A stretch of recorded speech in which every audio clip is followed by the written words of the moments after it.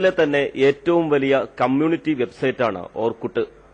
സൌഹൃദ കൂട്ടായ്മകൾക്ക് പുതിയ രൂപവും ഭാവവും നൽകിയ ഓർക്കുട്ട് പക്ഷേ വിഐപികൾ ഉൾപ്പെടെ പലർക്കും ഉറങ്ങാത്ത രാവുകളും സമ്മാനിച്ചു. ആർക്കുമെതിരെയും വ്യാജമായി ഓർക്കുട്ടിൽ വ്യാജ സന്ദേശങ്ങളും പേജുകളും നിർമ്മിക്കാൻ കഴിയും എന്നതായിരുന്നു പ്രധാന പ്രശ്നം. മുഖ്യമന്ത്രി വി എസ് അച്യുതാനന്ദൻ മുതൽ SFI മുൻ സംസ്ഥാന പ്രസിഡന്റ് സിന്ധു ജോയ് വരെ ഇതിന്റെ തിക്തഫലം അനുഭവിച്ചവരാണ്. പക്ഷേ ഇനി ഇപ്പണി നടക്കില്ല. ഓർക്കുട്ടിൽ കയറിപ്പറ്റിയിരിക്കുന്ന വിരുദ്ധന്മാരെ കൈയോടെ പിടികൂടാൻ ഓർക്കുട്ടിന്റെ ഉടമസ്ഥരായ ഗൂഗിൾ കൊച്ചി പോലീസിന് പ്രത്യേക അധികാരം നൽകിയിരിക്കുകയാണ്.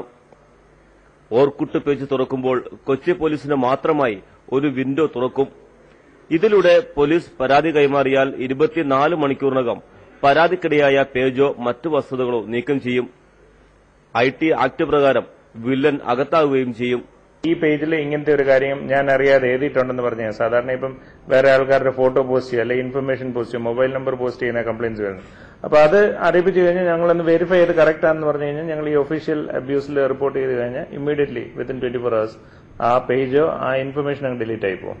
പിന്നെ അത് കണ്ടുപിടിക്കാൻ ആരെ ഇത് പോസ്റ്റ് ചെയ്യുന്ന കണ്ടുപിടിക്കാനും അത് വല്ലത് നമ്മളൊരു ലെറ്റർ കൊടുത്തു കഴിഞ്ഞാൽ ഇമ്മീഡിയറ്റ്ലി ആ അഡ്രസ് ചെയ്ത് IP അഡ്രസ്സിനെ പോസ്റ്റ് ചെയ്യുന്ന ഇമ്മീഡിയറ്റ്ലി അത് ഇൻഫർമേഷൻ കിട്ടുകയും ചെയ്യും. അപ്പൊ അത് ആരാ കണ്ടുപിടിക്കാൻ സാധിക്കുകയും ചെയ്യും.